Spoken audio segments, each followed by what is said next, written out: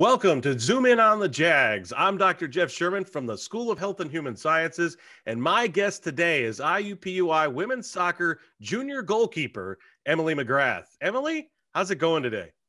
Going well. Living the dream out here, Living the dream. We were talking earlier about whether it was a dream or a nightmare currently, right? Yep. Toss up most days. So you're a transfer student who came to us from the University of Toledo, right? First thing I want to ask is what took you to Toledo? So I committed there my junior year of high school. My club coach connected me to their head coach. We corresponded via email for a while and then with film as well. And they came to see some games, and then I went to their ID camp, did an official campus tour, not like a visit or anything, just a tour of campus with the coach. And then did their ID camp, and then afterward met with him. And a couple days later, he called me with an offer, and I was like, yeah. What really drove me there was the campus was beautiful. It was a little bit away from home, but close enough to be able to come back. And my family could commute as well. And they also, at the time, I wanted to go to physical therapy school, like get my doctorate in that. And they had that. So that was one big thing that I was looking for academically as well. So I think, that's what drove. The city, I have to say, is not ideal, but campus is beautiful. So did you like the Glass Bowl? The football stadium was awesome. Yeah, I wasn't sure if you guys played in that or not. I wasn't sure how Toledo worked when it came to that. When I was there, we were off campus, actually. So our field was like 5 minutes from campus. It was a nice grass field. It was beautiful with our locker rooms and everything. And then our games were also played there. But now they're on campus with a turf field, I believe. But that field is reserved for the football team only. Yeah, well, it shouldn't surprise me that that's the case, being a MAC school in Division I, right? It shouldn't surprise me, but I thought I'd ask anyway. I've been up to the Glass Bowl. That's the only time I've been to Toledo. So, yeah.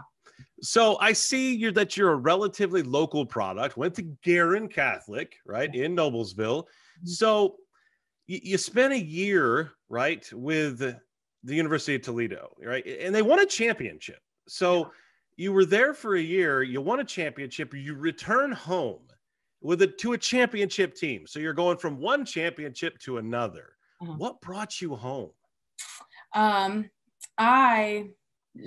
didn't play at all my freshman year. I redshirted that, which, is what makes me a junior at the moment, soccer wise.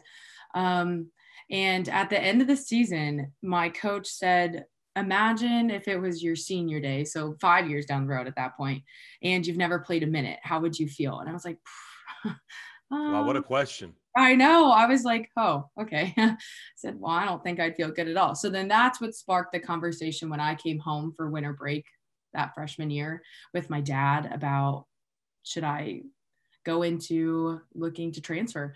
And at the time that this portal was not a thing, which I'm kind of jealous of people who want to transfer now because it's 20 times easier than when I had to go through it.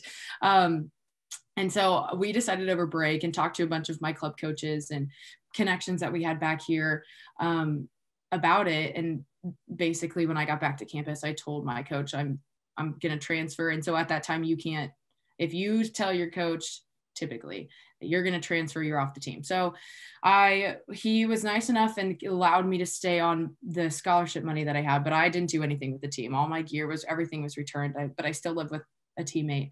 But yeah, I was alone. And so I just trained. And through that spring semester, spent so much time on the phone with the coaches all around the country and emailing them and doing research just on, like, my dad and I had 1 billion Google spreadsheets. We had like 5 of just figuring out, labeling it down, because I still wanted to go to grad school at that point. So that was still a factor in the university that I was looking at.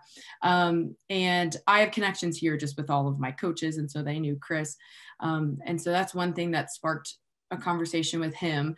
But I also was talking to a couple other ones. And I originally wanted to go down to UAB. That was my University of Alabama at Birmingham. Yeah. I did a nice overnight visit down there. They flew us down. It was awesome. I loved it. And I was like, that's where I want to go next, blah, blah, blah.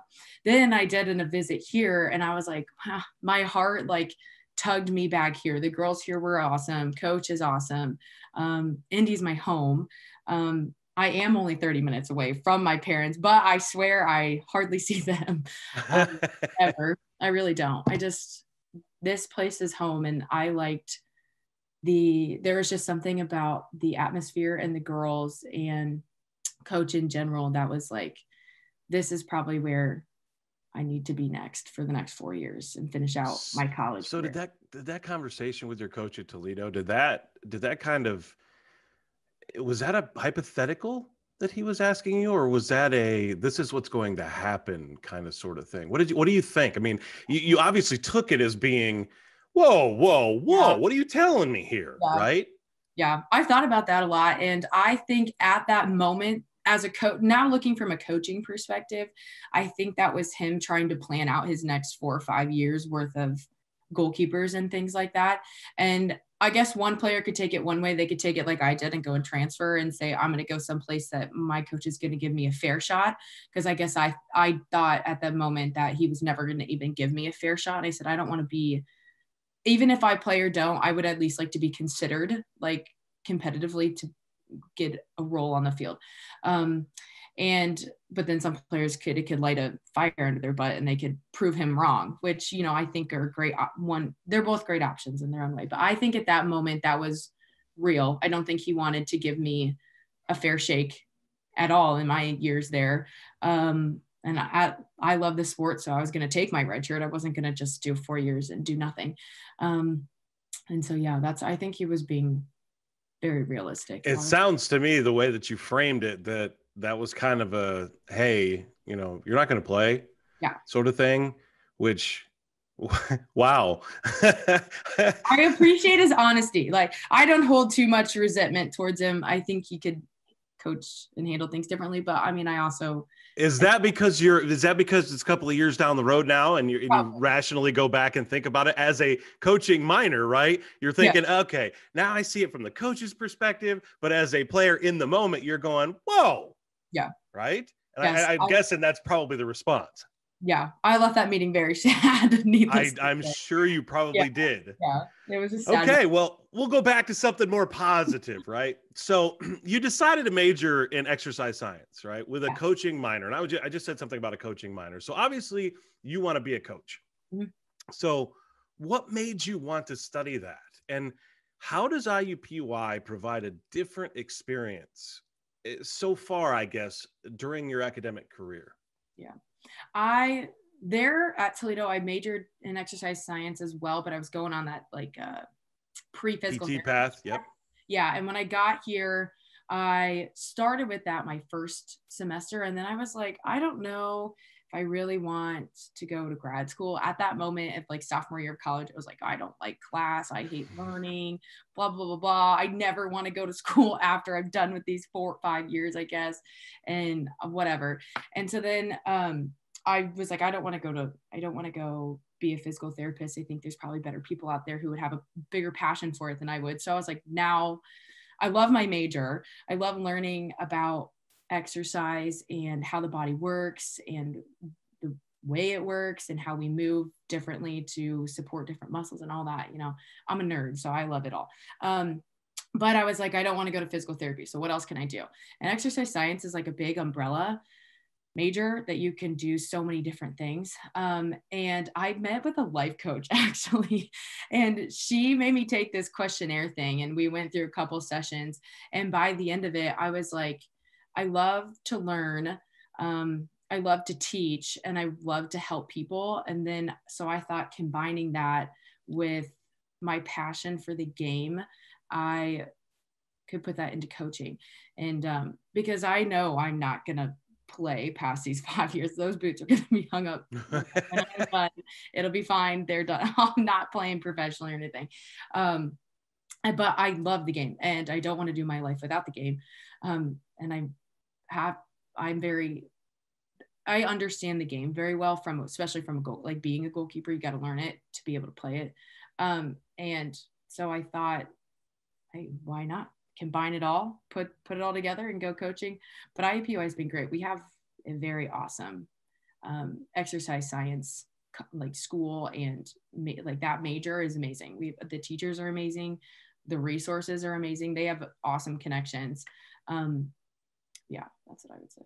So if you don't mind me asking, was the life coach one of your faculty members? No, it was, how did I get her? She was not. I think my dad Probably hooked up with someone. Yeah. It was like see that. Sessions. It was kind of funny. My actually that like the career questionnaire thing she made me take. They said that my number one career should be a bartender. I said, well, I can't make a living off of serving alcohol to people. So Wait a minute. What? How is that possible? How is this? I don't know.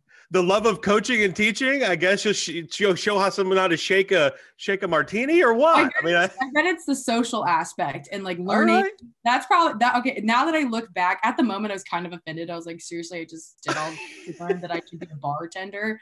But I think looking back now, I work sort of at a bar now. So like learning the alcohol and things like that, and then being able to converse with people, that's probably where it came from. It's more about the conversation than it is about the actual beer or liquor, right? Right. This is a good thing. The social aspect is what we want to focus on, right? Right, exactly. Not the fact that it's in a bar, right?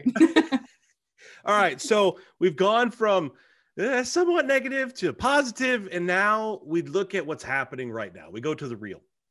So you've all been impacted. We all have been impacted by this pandemic, right? We're currently living under really, I don't call it tough times. I call it weird times, right? It's just very strange and non-normal. How's that affected you personally? And what types of things have you done to deal with the changes to what we call normal life? Yeah. It sucks. I hate this. I am, yeah, it is not something ideal, whatever, but I've learned, I think, a handful of things from it looking back. We recently just we had a conversation as a team about how it's been a year since we've gotten to actually play. And that was really emotional. I don't think I processed too much how much was taken away last March when it was taken away. I kind of like make things very lighthearted when they're sadder topics, so I didn't process the fact that soccer, the game, being able to walk out and put your uniform on and play an opponent, was taken away for a year. So that was an emotional process that we all kind of went through as a team a couple weeks ago before we played our first game. So I'd say that was one thing that I did not come to terms with until probably a year later. But during it, when we were in lockdown, one thing I came away from was that soccer is not my identity. I used to root myself and I am a soccer player only, and then I have my classes and and when we came out of the deep quarantine last year, I was like, I have more passions than just the game. Like, I have a job on campus where I mentor students through the class of physiology. And so it's a tutor. I tutor them essentially. And I put all of these lesson plans together and teach them. And that has taught me that I love to learn and that I love to teach, and then therefore love to help. So that's where all that kind of comes from. And that I know that if soccer were to end, which it kind of did for a time period, that I'm going to be okay, and that there's other things in this world that define Emily than just this sport. So I would say that was a big blessing in disguise that I can thank the pandemic for, because I think I would have had to been hit by a brick wall when I was done playing soccer to figure that one out. And then the other lesson I learned is to stop planning. I'm a planner. I'm an organizer. I need to have everything figured out, basically. And I realized this one back in like July when we were told to come report for preseason, wild concept, and and get tested and do all these protocols. And then we have a Zoom meeting on Tuesday night. Just kidding, guys. Now we're delayed until I think it was October. And we're like, we're really going to play a season in October. And then we're like, oh, just kidding. Meeting in September again. Nope, that's actually gone. Maybe we'll do something in the spring. We're like, okay. So that kind of the maybe being right. The key there. Maybe we'll do something come spring. We didn't even know. We really didn't even know that this spring season was going to happen until I would say late December, early January. Like they didn't put anything in cement until then, which was you can't, right? You couldn't. No, right. So, which is why I'm like, I can't plan too far ahead. I write soccer in pencil on my planner now, because it's just like, we just can't. So that was one thing that taught me to very much live in the moment and to stop planning, because I'm going to take this workout with our strength coach for today for what it is, because tomorrow I could get a call in the morning from coach and say, don't come in, we're not allowed, blah, blah, blah, blah, for whatever reason it is. So those are the two big things that I came out of this really learning. Some days I need to remind myself of them, but they're big lessons. Oh, I'm with you. I'm with you. So during all of this, and this gets kind of more to the personal nature of things, how did your mental health, how did you push through all of this with not just losing soccer, but also losing class time, lab time? You're a self-professed nerd, right? I'm a nerd as well, right? I'm good in the classroom. I'm not as good on Zoom, but I'm good in the classroom. How did you take that, I guess? And if you did take it hard, how did you cope? It was hard because I love to talk. I love to talk with my peers and the people I am in my major with. And so in the beginning, I would say it was not easy. It was not fun. My other job but we had to adapt very quickly to this Zoom learning, just like you guys did as professors. We had to, as well as student academic mentors. And it was a learning curve, but I think because I had to learn so quickly and adapt quickly, that I didn't have too much time to sit there and think about, oh man, I wish I was doing XYZ. I just had to go. I had to just twist my thinking, start learning so that I could be better for whatever, for myself, for my students that I have, or all those things. Because I don't like to process things too deeply, really.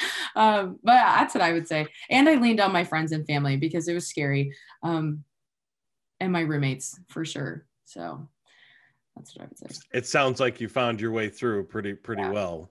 Yeah. So as a future coach, what would you tell your students about if this, let's just say this continues or happens now or happens again here in the next 10 years? What do you tell them? What do you tell them about the situation that's happening, and how do you help them get through it? Ooh, that's a loaded question. I've never thought about that, actually. I mean, this is one of the toughest situations any teenager or even adult can go through when your life gets completely flipped on its lid. You know, I'm sitting March 11th of last year, sitting in Bankers Life Fieldhouse at the Big Ten tournament. Right. And everything shuts down. I'm watching dominoes fall around me. My NBA job goes out the window. Yeah. My NCAA jobs go out the window. But what do you tell people? I'm 40 years old, and I'm trying to tell my kids and how to work through this at 9 and 8 years old. How do you do it as a coach? That's the part that I'm not a coach, so I don't know. So that's kind of why I'm asking you. It's a tough question because you're not a coach yet, but you want to be. How would you be able to explain it to them? I think if I were to explain it to them, hopefully I wouldn't have to explain the whole situation. Hopefully they can figure out that life is kind of crumbling out around them. Yeah. But soccer-wise, I would say we are given what we are given, and that is what we should take and just run with. We should, regardless, kind of what we're doing now, it's kind of what our coach is telling us. It's just like, right now we're given practice today. Cool. And we're going to go get tested, and we hope that we have practice tomorrow. So therefore we can leave for a game on Wednesday. And it's literally like one day at a time. Just take it, make your good decisions, but also don't put everything on hold. I think like in this day that I can't not go to work out in my external world. So I'm going to do that, but also not being stupid when I go out. You know what I'm saying? So I think I would tell my players, it's not the end of the world. That's for sure. Take it one day at a time. We're going to take what we're given. We're going to follow the rules so we can play this game that we love. And we're going to learn as much as we can learn and play as much as we can play, and we'll just get through it. Because it is doable. Because I mean, hopefully at that time, hopefully it never happens again. But at that time, I can say confidently that we will get through it, because I mean, I did, or right. That was one of the points I was getting at. You're going through it now. So how do you tell them, right? How do you tell them we're going to make it? Yeah. Point blank, it sucks. That's the first thing you tell them, right? I'm just going to flat out tell you this is going to suck for however long, right? Yeah. I'm here for you, but it's going to stink. So I'm not going to lie. My final question, let's get away from all of that. What about the team this spring? You know, in your eyes, what do you think is going to happen the rest of the way for the team playing in a spring season that's been interrupted here and there? And you're looking to see what from the team? I don't even know how to frame it anymore, because you get an interruption, you lose a game here, there, you know, everywhere. You lose 3 games, whatever. Not even lose on not an L, but you actually can't play it. So the rest of the way, what do you see happening? Oh, I'm excited. I see, hopefully we're getting majority of these next, I think we have 8 games left to play. I hope we get them all. And I hope that if we don't get them, that it's not because of our team. I just hope we don't have the positive test or whatever.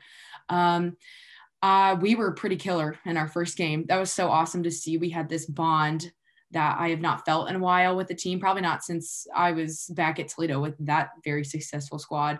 The bond on our team is pretty solid, I would say.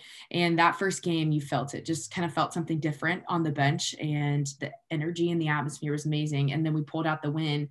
And we were like, hold on, we can kind of do this. And then we got a little hiccup with missing the next 2 games. So I think at this moment, we're kind of trying to get our wheels back on track to continue forward. And I hope Wednesday's game is what does that for us, because we go and face Milwaukee next week, but we're going to kick Milwaukee's butt, so it's fine. I don't know. I'm excited. I'm excited to see what we can do. I'm on the sideline at the moment, but that's okay, because my voice is my favorite asset, and I love hyping the team up and talking to them. So, benched. What's your prediction?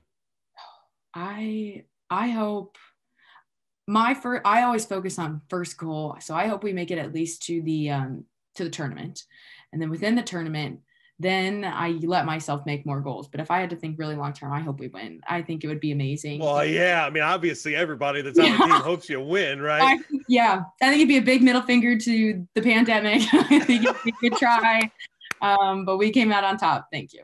All right. I got you. That sounds awesome. Well, thank you, Emily, for joining me today. Yeah. And next week we've got Maya Lacognato. She's going to join us. So be sure to follow IUPUI Women's Soccer at IUPUIWSOC, and the Sport Management Club at IUPUI at SMC_IUPUI on Instagram for the latest episodes and information.